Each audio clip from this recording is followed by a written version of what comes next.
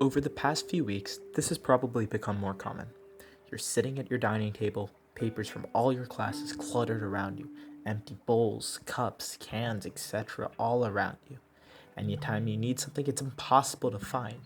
Or maybe you're working in your living room with the TV running, an empty Word doc in front of you, and TikTok open on your phone.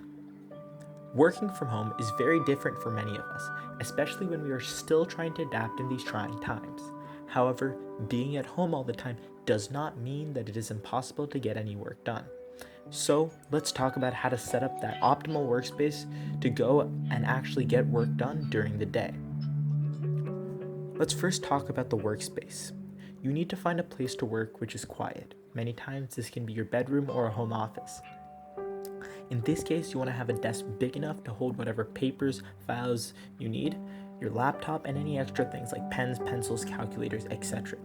The goal here is to minimize the amount of distractions that you have in front of you.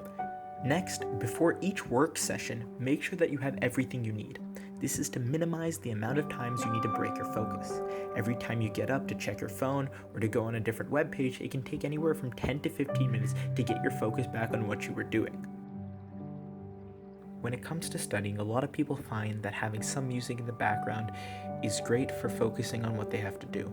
Music, however, is a really subjective thing because people have different tastes in music.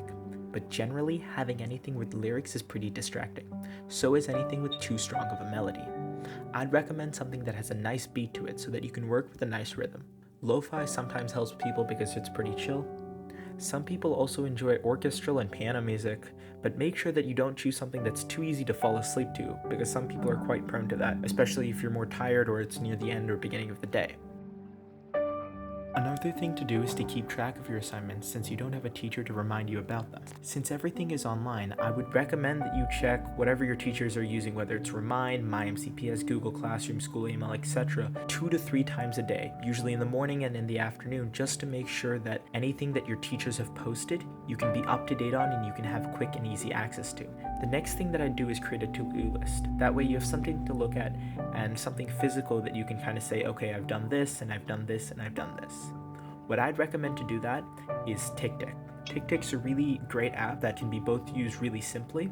As you can see here, you can create new lists, you can add list items really easily, but if you want to, you can create a really nice system where you have everything organized in whichever way you want, you have subtasks, etc.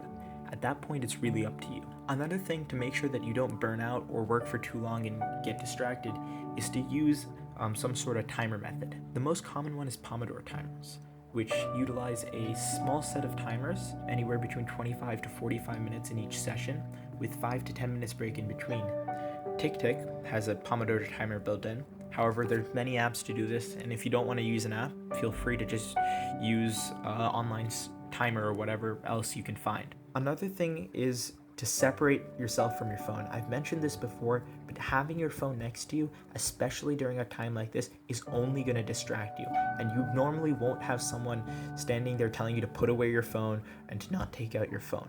It's key that you separate yourself from their phone because for most people, including me, it's really hard to not get distracted by a constant pinging on your phone whenever someone sends you a message or someone posts something on Instagram, etc. Those are a couple of tips that I have for staying efficient during these trying times, and I hope everyone stays safe. Till next time.